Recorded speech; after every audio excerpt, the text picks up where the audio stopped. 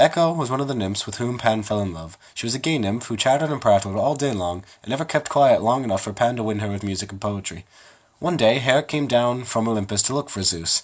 She suspected that he was playing with the nymphs, but Echo detained her so long with idle chatter that Zeus, who really was there, was able to sneak away.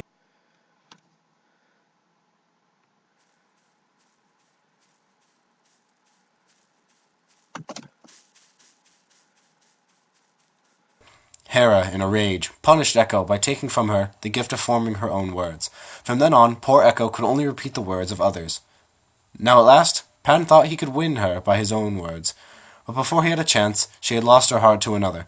He was Narcissus, and he was so handsome that every girl and every nymph he met fell in love with him. Unfortunately, he liked nobody but himself. Echo trailed silently behind Narcissus as he hunted in the woods, hoping to hear an endearing word from him that she could repeat, but he never so much as noticed her. At last, toward nightfall, they came to a quiet pool, and as Narcissus was thirsty, he bent down to drink. Suddenly, he stopped and stared, for on the mirroring surface of the water he saw the handsomest face he had ever seen. He smiled, and the handsome stranger smiled back at him. Joyfully, he nodded, and so did the stranger in the water.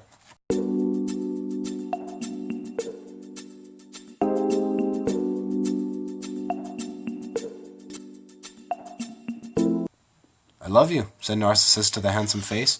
"I love you," repeated Echo eagerly. She stood behind him, happy to be able to speak to him at last. But Narcissus neither saw nor heard her. He was spellbound by the handsome stranger in the water. He did not know that it was his own image that he had fallen in love with, and he had sat smiling at himself, forgetting to eat, forgetting to drink, until he wasted away and died. Hermes came and led him down to the realm of the dead.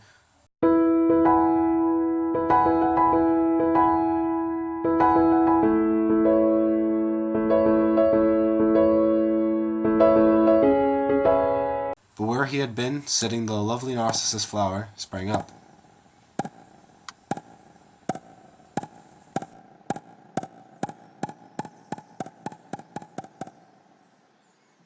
Echo stood beside the flower and grieved and pined until she too faded away.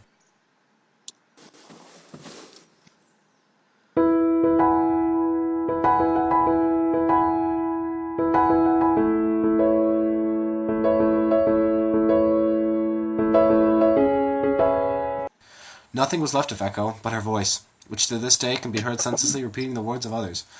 Pan grieved for a while, but then another pretty nymph crossed his path, and he forgot all about Echo.